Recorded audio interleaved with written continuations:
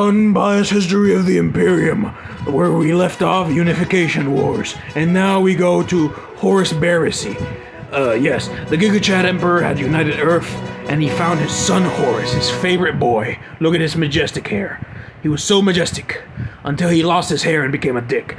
And like all dicks that become dictators that are bald, the baldness made him... Shut up, talk about the Emperor! Him and his sons were in the Great Crusade. The second Primarch dead, the 11th Primarch dead.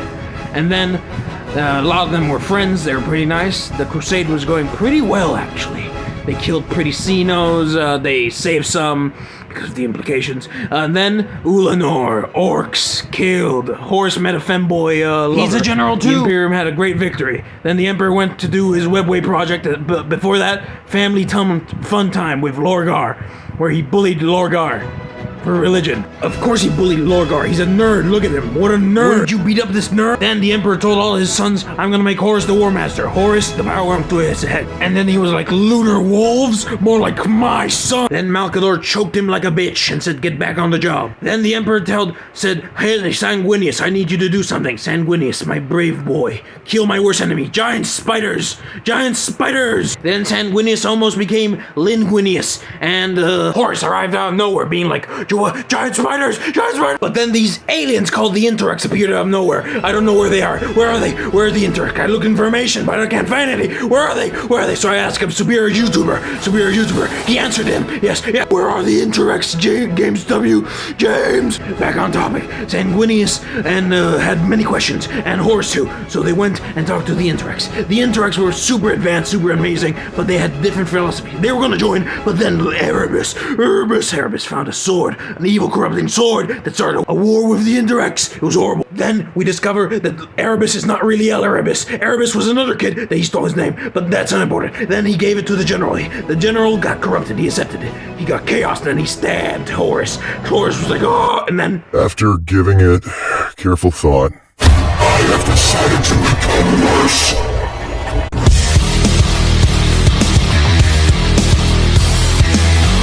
Horus got high on the crack that is chaos, and then he was like, betrayal needs power.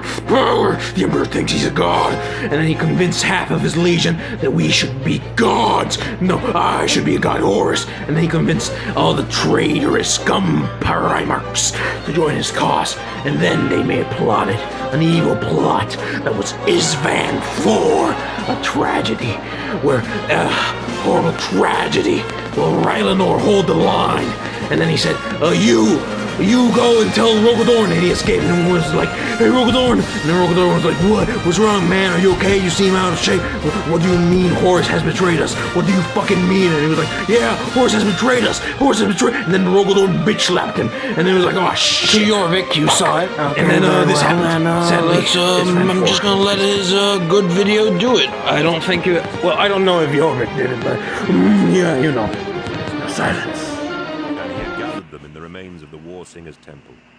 Sons of Horus, Emperor's children, and even a few lost-looking World Eaters. Tarvitz noticed that there were no Death Guard in their numbers, thinking that perhaps a few had survived Mortarian's scouring of the trenches, but knowing that they might as well have been on the other side of Istvan III. This was the end. They all knew it, but none of them gave voice to that fact. He knew all their names now. Before, they had just been grime-streaked faces among the endless days and nights of battle. But now they were brothers, men he would die with in honor. Flashes of explosions bloomed in the city's north. Shooting stars punched through the dark clouds overhead, scorching holes through which the glimmering stars could be seen. The stars shone down on the coral city in time to watch the city die. Did we hurt them, Captain? Asked Solithan. Did this mean anything? Tarvitz thought for a moment before replying. Yes, he said. We hurt them here. They'll remember this.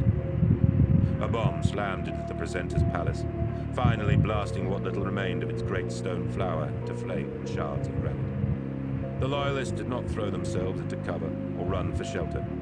There was little point. The War Master was bombarding the city, and he was thorough. He would not let them slip away a second time. Towers of flame bloomed all across the palace, closing in on them with fiery inevitability. The battle for the Coral City is over.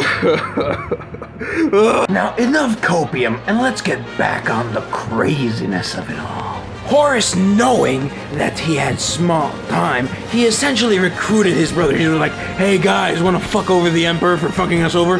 And then Magnus had a vision. He was like, oh shit, Horus is betraying. I have to warn Father, I have to warn him. King threw a fucking barrier the Emperor put to defend Earth, and then he was like, Dad, Horus is traitor.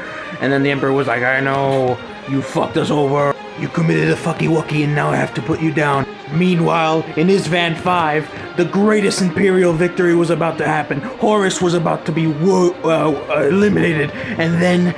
Night Lords, Iron Warriors, War Bearers, come on!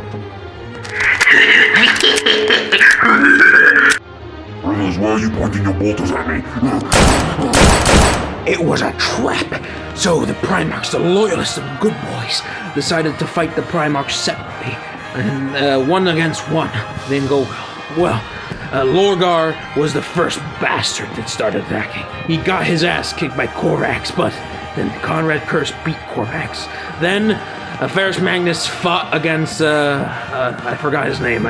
This is me from the future! Fulgrim! And then Vulcan fought against Perturabo. And then Perturabo was thinking, I can't beat Vulcan, so what do I do? Let me think. I'll nuke him! And then he nuked Vulcan, and Vulcan was like, no! And then Perturabo was like, okay, Ward Bearers, check Vulcan is dead. And then they were like, okay, and then they went check. And then Vulcan was alive, and then Perturabo nuked him again.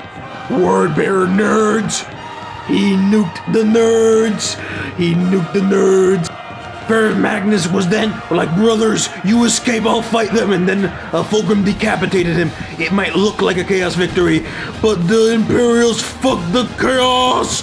And there was a first major chaos defeat. Cry about it. Cope, Sieve, mauled. Ferrus Magnus died for something. Then Vulcan was like, Corvus, you're not looking so well. Conrad Curse fucked you up.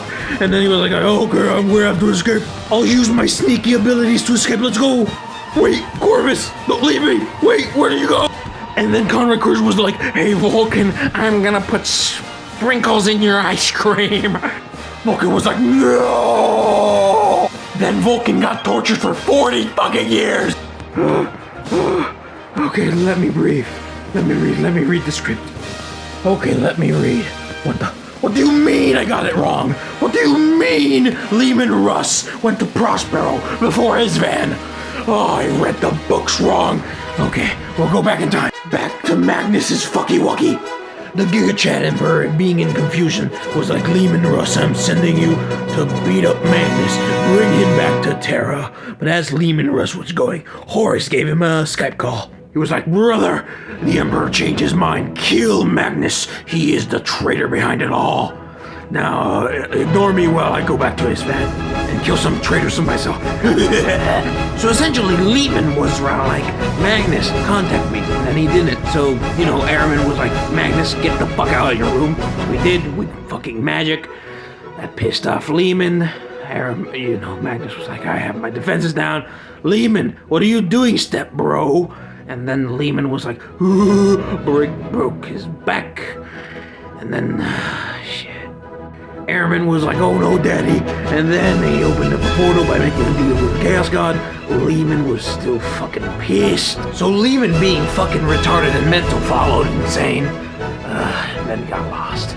This is supposed to be comedy, but I'm just gonna fucking say the truth. It's no one's fault. Except Erebus. Fuck Erebus. It's all Erebus' fault. You know what was happening in Isvan? He teleported to Isvan. And Perturabo, being a wonderful brother, just took care of Magnus. Then Leman Russ disappeared for a few years. Goofy. I already summarized all of Isvan, brothers. So you see, Jagatai Khan was staying neutral. So essentially, the Alpha Legion was giving him communications, and Rogodorn was giving him communication. Very confusing. Understandable. So he decided to go to Prospero.